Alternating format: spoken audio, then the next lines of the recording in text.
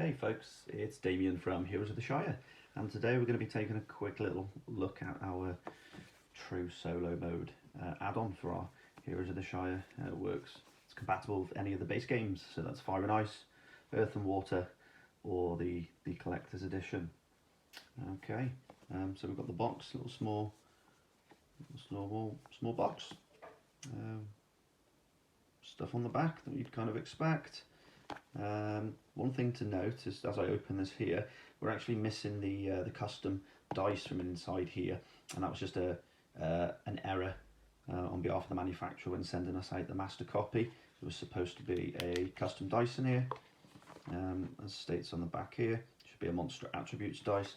So upon giving our feedback, we let them know that was missing in this. So first off, we've got a small pack of cards. Let's open these for you and see what's inside. So we've got, so a quick look how many we've got here. So we've got 15 aggressive cards. Oh no, I've already had a play with this, so I've clearly not put it back very well, have I? Aggressive, no. What have I got? I'll quickly sort through it with you. There's the defensive, and there are the passive.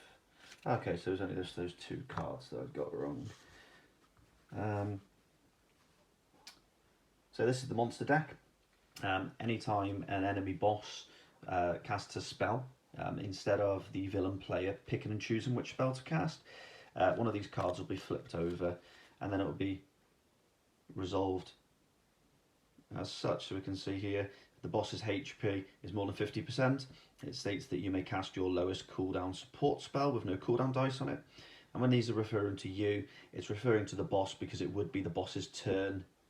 And then if the boss has less than 50% HP, they're able to cast their highest cooldown support spell with no cooldown dice on it. So that's one of those.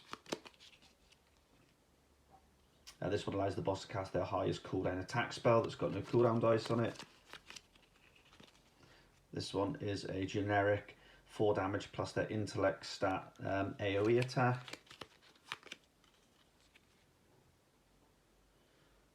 This one is a nice one that allows the boss to cast an attack spell that will hurt the enemies the most in their current situation, and if they're less than 50% HP, it allows them to cast a support spell that will benefit you the most in the current situation. So there's a couple of these ones, and they're potentially the strongest because they're really situational, whereas some of the others are a little bit generic.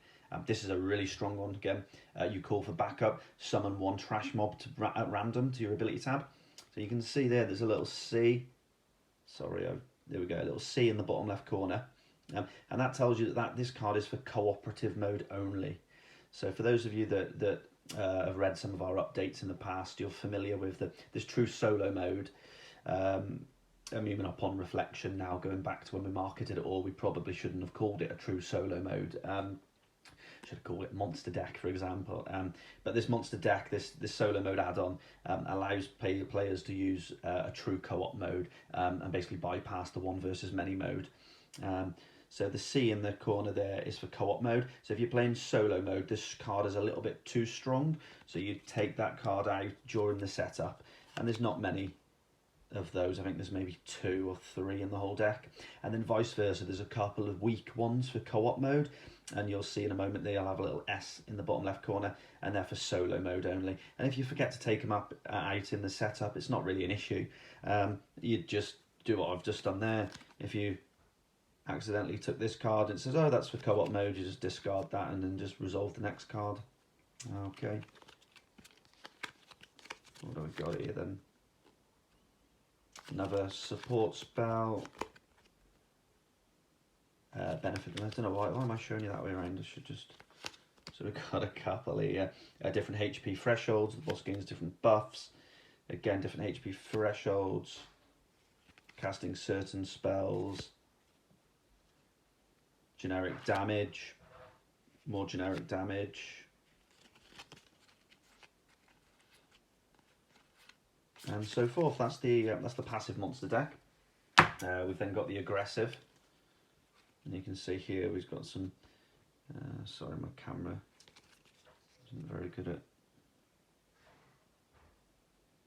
focusing, is it? What's going on?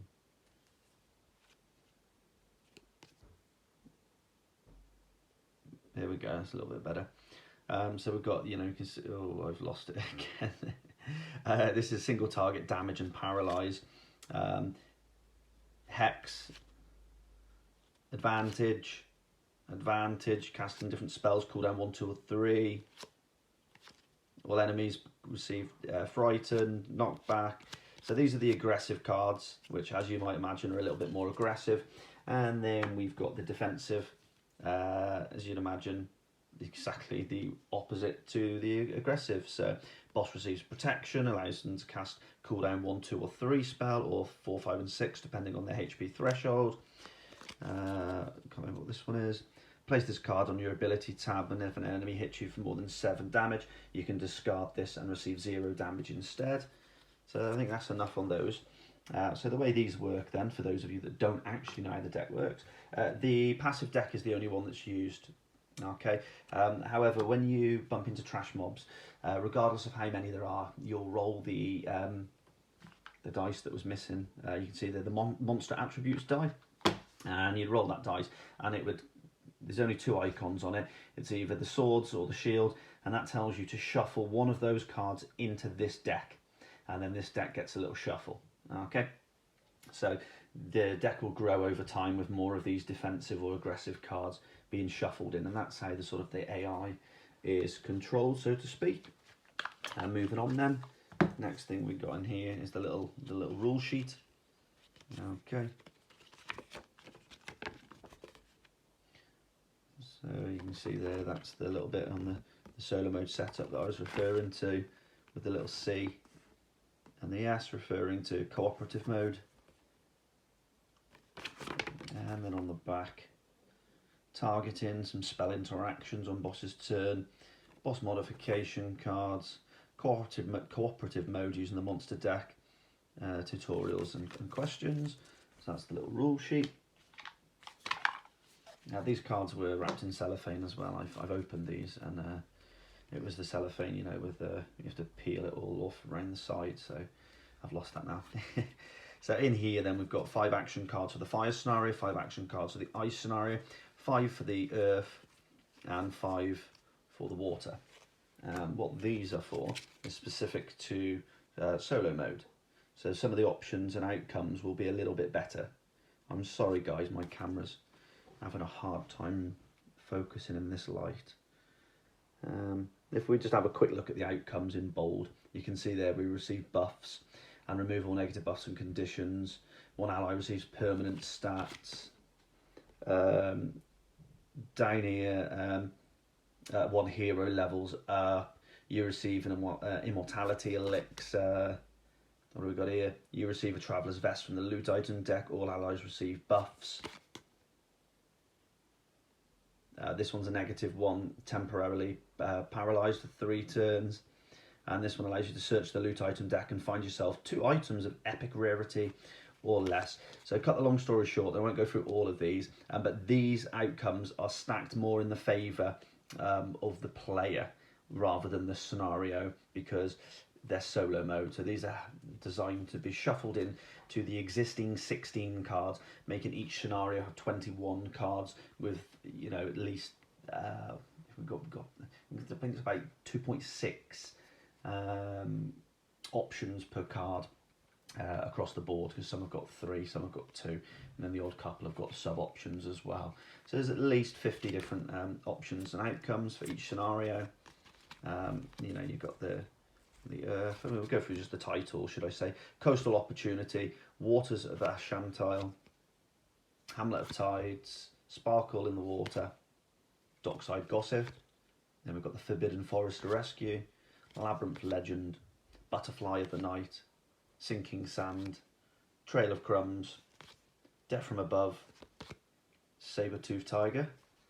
For those of you that are listening, this could potentially be a mini boss coming in the expansion. Nightlight, reflective glare, still waters, strange etchings, lava stones, distressed youngling, Godric's fun, and stone of refinement. And then last but no means least, we've got the ally cards. So we've got the Alchemist, the Berserker, the Blood Mage, the Illusionist, Cleric, Druid, Engineer, Huntress, Runesmith, and Shaman.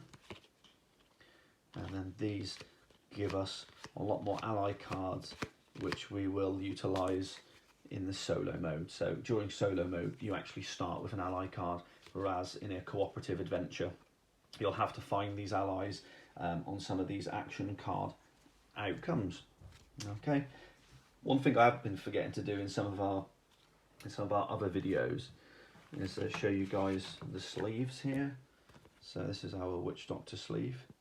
You can't really see the reflective glare very much. Let me pop.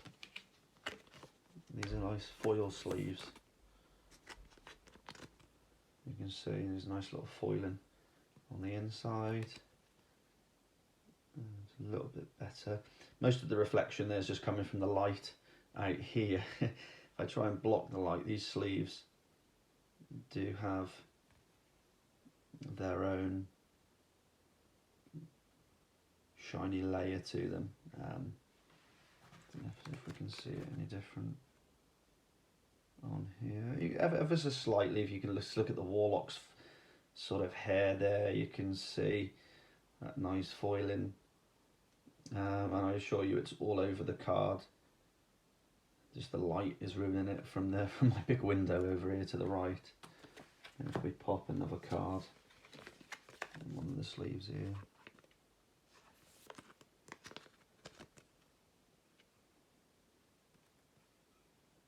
Oh, there we go, it's a little bit better on the Warlock.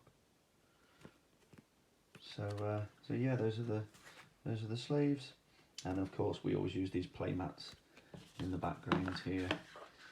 This one we're using today is the Huntress. So thank you very much, guys, for tuning in. That's a really quick look at the solo mode. So have a wonderful day, and we'll catch up soon. Damien.